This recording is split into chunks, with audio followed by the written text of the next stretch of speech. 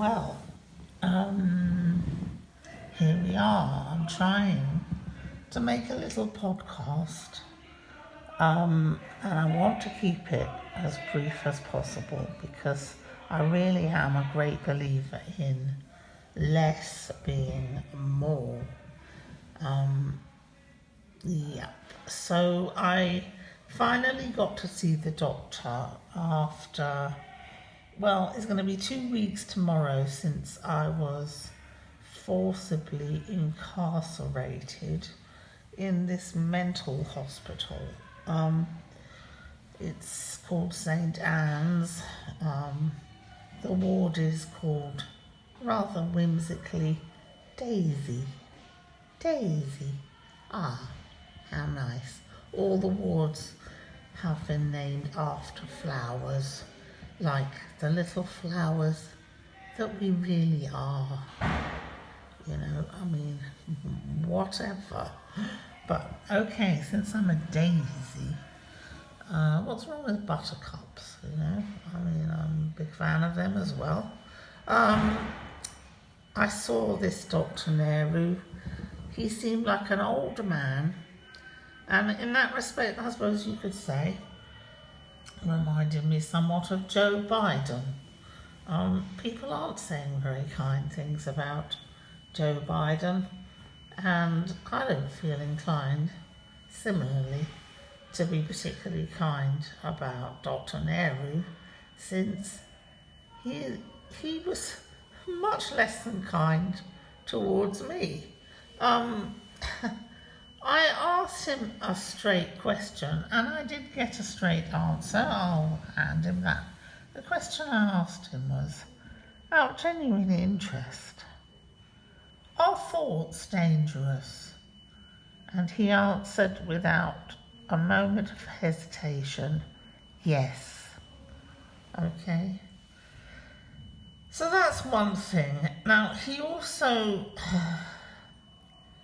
clearly knows nothing about me, nothing about how I've lived, what my family are like, and my background, and you know, he hasn't bothered informing himself, but he's definitely, I was picking up on a lot of mistrust, a lot of suspicion, and I think I got to feel what it must be like to be a suspected terrorist, maybe one of the Islamic ones.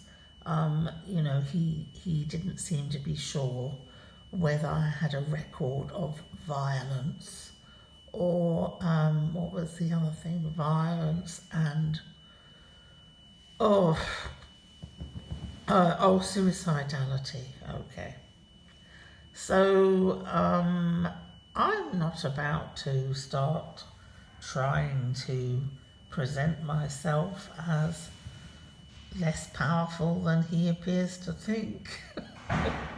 Why should I? You know, let him go on believing that. But really, I just wanted to make sure that I got as many of my human civil rights back in that short space of time that I had with him as I could. So I shared my belief that the meds don't really affect me at all. He said he would put them up. Really, honestly, I don't care that much because they don't affect me at all. They certainly don't change any of my views about life. They don't. Surprised? I don't know what to say. I don't know what to tell you.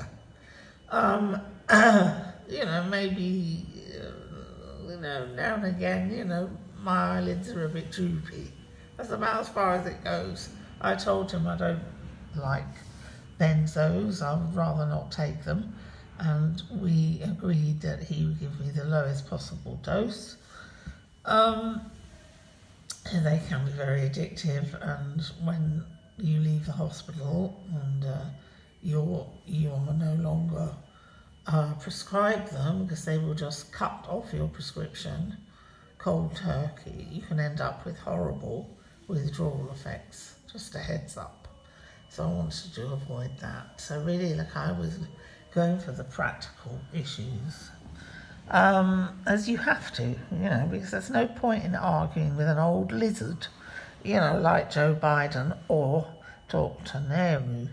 So anyway, I also asked about getting a bit of leave. I said I'm on the cusp of diabetes, and I'm 61. I need exercise. I haven't been getting any because I've been locked on the ward the whole time and not allowed out at all.